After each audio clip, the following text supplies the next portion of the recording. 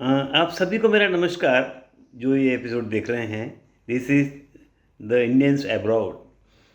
1.8 करोड़ बोलेंगे, इतने Indians India के बाहर बसते हैं और बहुत पैसा यहाँ भेजते हैं। अभी आपने नई खबर जो पढ़ी होगी, हमारी रेमिटेंस जो है it has cross 111 billion dollars में, 111 बिलियन डॉलर्स, जो किसी भी कम्युनिटी के या किसी भी कंट्री के जो डायस्पोरा है उससे ज़्यादा है। ये बहुत ही फ़ख्र की बात है, बहुत ही खुशी की बात है।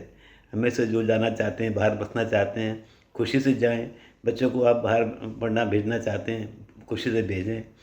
एक फॉरेन एक्सचेंज अर्न करने का भी एक बहुत बड़ा जरिया है जो डायस्पोरा है, जो हम बाहर जाते हैं Indians.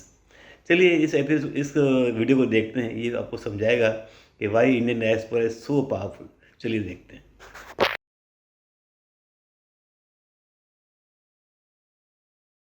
Every now and then, someone of Indian origin wins a position of power around the world. It happened earlier this year when Ajay Banga became head of the World Bank. It happened last year when Rishi Sunak became Prime Minister in Britain. It got me wondering, is the diaspora really that powerful? Or are these just one-off examples?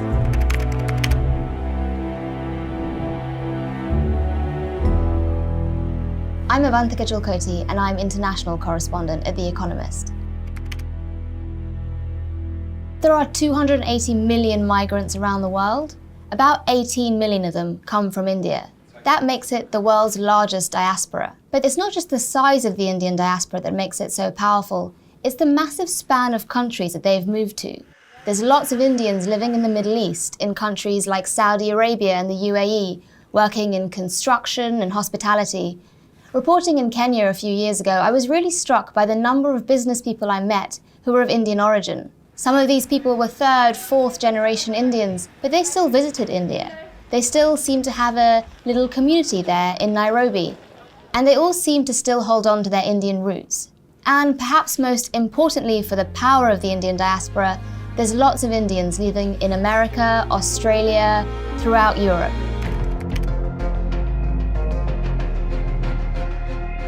I started working with some academics at the Johns Hopkins University in Washington, D.C., to try to quantify the power of the diaspora. We looked at S&P 500 companies and the chief executives there. We found that currently, there are probably 25 people of Indian origin leading S&P 500 companies. That's up from just 11 a decade ago. Similarly, we looked at the legislatures in Britain, the US, in Australia and Singapore. And there too, there were a very large number of people of Indian origin. It's not surprising that the Indian diaspora is so powerful.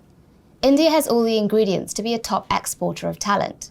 It's got a large population, an English-speaking elite, and really good higher education for the select few who get in. A smart and successful Indian diaspora is an important tie between Western countries and India. At a time when the post-war liberal order is being tested, when China and Russia are really facing up to the West, it's incredibly important for Western countries to keep up this relationship with India. Every time Prime Minister Modi makes a trip somewhere overseas, you really see that. So last month in Australia, for example, I remember watching Prime Minister Modi speaking in front of thousands and thousands of Indian Australians. Up on stage with him was his Australian counterpart, Anthony Albanese. I said to my friend, the Prime Minister, before, the last time I saw someone on the stage here was Bruce Springsteen, and he didn't get the welcome that Prime Minister Modi has got. The Prime Minister from Australia was not going to miss his moment to speak in front of the Indian community there. Prime Minister Modi is the boss. Whatever's been happening recently with some democratic backsliding, this is a large democratic country that is growing fast and doing well.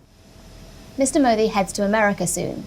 There'll probably be another big jamboree with the diaspora there. It will be further proof that Mr. Modi needs that diaspora and Western leaders need them too. कुछ साल पहले अपने मोदी जी भी कहीं बाहर गए थे और उन्होंने इंडियन डायस्पोरा को एड्रेस किया था और ये बताया था उनको कि आप कितने इम्पोर्टेंट हैं।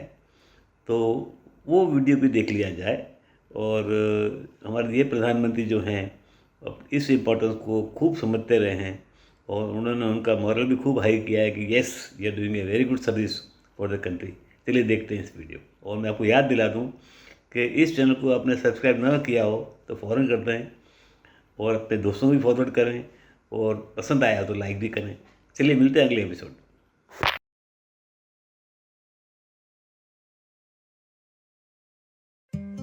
प्रधानमंत्री नरेंद्र मोदी ने वीडियो कॉन्फ्रेंसिंग के माध्यम से शनिवार को 16वें प्रवासी भारतीय दिवस सम्मेलन को संबोधित किया। इस मौके पर उन्होंने कहा कि दुनिया भर के अलग अलग हिस्सों में रहने वाले लोगों का मन मां भारती से जुड़ा हुआ है। पीएम मोदी ने कहा कि भारत का इतिहास गवाह है कि भारतीयों के सामर्थ्य को लेकर जब किसी ने आशंका जताई, सारी आशंकाएं गलत साबित हुई हैं। आज दुनिया के कोने कोने से हमें भले ही इंटरनेट से जोड़ा है, लेकिन हम सभी का मन एक दूसरे के प्रति अपनत्व से जुड़ा है। भारत का इतिहास गवाह है कि भारत के सामर्थ्य, भारतीयों के सामर्थ्य को लेकर जब भी किसी ने आशंका जताई, सारी आशंकाएं गलत साबित हुई है। गुलामी के दौरान विदेश में बड़े बड़े विद्वान कहते थे कि भारत आजाद नहीं हो सकता क्योंकि ये तो बहुत बटा हुआ है। वो आशंकाएं गलत साबित हुई। ये भी कहा गया कि इतना गरीब और इतना कम पढ़ा भारत, कम पढ़ा लिखा भारत, ये भारत तो टूट जाएगा। भारत एकजुट में और दुनिया में डेमोक्रेसी अगर सबसे मजबूत है, वाइब्रेंट है, तो वो भारत ही है।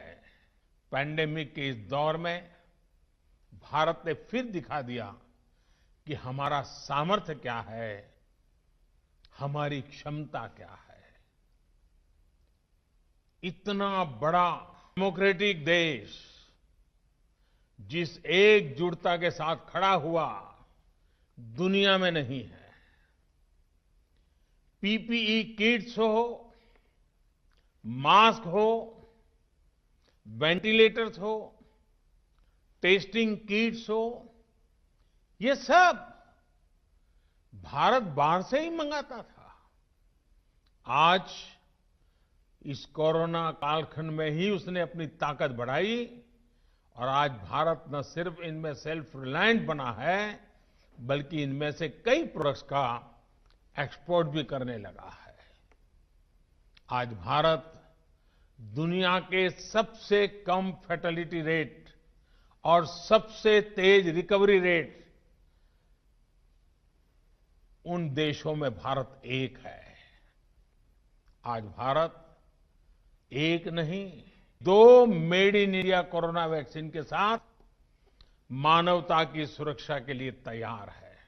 आज पूरी दुनिया को अगर भारत पर इतना ज्यादा ट्रस्ट है तो इसमें आप सब प्रवासी भारतीयों का भी बहुत बड़ा योगदान है। आप जहां भी गए, भारत को, भारतीयता को साथ लेकर के गए। आप भारतीयता को जीते रहे। आप भारतीयता से लोगों को जगाते भी रहे हैं। और आप देखिए, फूड हो या फैशन हो, फैमिली वैल्यू हो या बिजनेस वैल्यू, आपने भारतीयता का प्रसार किया है। बता दें कि प्रवासी भारतीय दिवस हर 2 साल में एक बार मनाया जाता है, जिसके माध्यम से विदेशी भारतीयों के साथ जुड़ना सरल रहता है। पहली बार प्रवासी भारतीय का आयोजन 2003 में हुआ था।